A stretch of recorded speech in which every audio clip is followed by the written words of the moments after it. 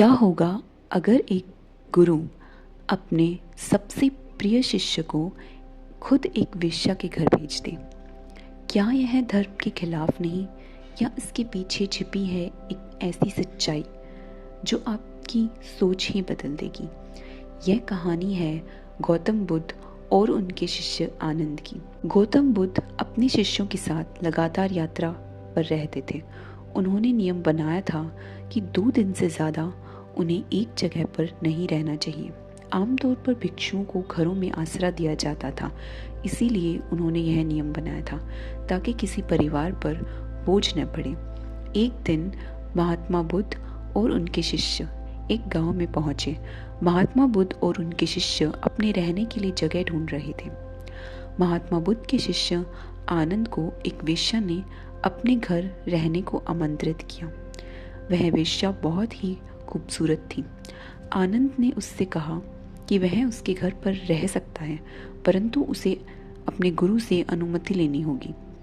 युवती ने कहा कि क्या तुम्हें सच में अपने गुरु से अनुमति लेनी होगी? आनंद ने जवाब दिया कि हाँ, मैं जानता हूँ कि महात्मा बुद्ध मेरी बात अवश्य ही मान जाएंगे। ऐसा जवाब देकर आनंद महात्मा बुद्ध के पास पहुंचे और कहा कि इस गांव में 3 दिनों के विश्राम के दौरान एक स्त्री मुझे अपने घर पर आमंत्रण दे रही है, लेकिन वह स्त्री एक वेश्या है। क्या मैं उसके आमंत्रण को स्वीकार कर सकता हूँ? आनंद ने महात्मा बुद्ध से पूछा।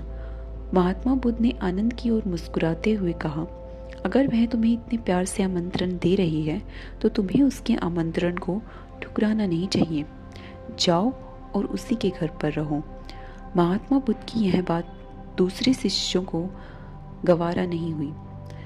उन्होंने महात्मा बुद्ध से सवाल पूछा, आप आनंद को एक वेश्या के घर कैसे भेज सकते हैं? यह भिक्षुओं के आचरण के खिलाफ है। महात्मा बुद्ध ने जवाब दिया कि तुम थोड़ा इंतजार करो, तुम्हें 3 दिनों में अपने सवालों का जवाब अवश्य ही मिल जाएगा। सारे शिष्य चुप हो गए। फिर आनंद अगले 3 दिनों के लिए उस वेश्या के घर पर रहने चले गए और बाकी के शिष्य आनंद की जासूसी में लग गए और सारी बातें महात्मा बुद्ध के कान में डालने लगे। महात्मा बुद्ध शालीन मुस्कान लिए सारी बातें सुनते रहे। पहले दिन वेश्या के घर से आनंद और महिला के गाने की आवाज़ आई। यह बहुत नई बात थी। एक भिक्षु का वेश्या के साथ यूं गाना। शिष्यों ने कहा, बस यह तो गया। पर दूसरे दिन घर से गाने के साथ नाचने की भी आवाज़ें आने लगी। अब तो सारे शिष्य एक स्वर में कहने लगे, अब तो यह पक्का ही गया। तीसरे दिन तो सचमुच ही उन्होंने खिड़की से आनंद और उस महिला को नाचते गाते देख लिया। सबका यह अनुमान था कि आनंद इतनी मौज में है तो वह भिक्षुओं के साथ आगे की यात्रा पर तो नहीं आएगा। अगले दिन सभी भिक्षु कानाफूसियों के बीच चौक पर जमा हुए। सभी ने आनंद के आने की उम्मीद छोड़ दी थी। सभी सोच रहे थे कि वह इतनी सुंदर स्त्री को छोड़कर भिक्षुओं के साथ क्यों आएगा, परंतु तभी सभी ने आनंद को एक सुंदर स्त्री के साथ अपनी ओर आते देखा। वह सुंदर स्त्री एक महिला भिक्षुक का रूप धारण किए हुए थी। महात्मा बुद्ध उसे देखकर मुस्कुरा रहे थे, जबकि बाकी विस्मित होकर खुले मुंह से आनंद और उस महिला भिक्षुक को ताक रहे थे।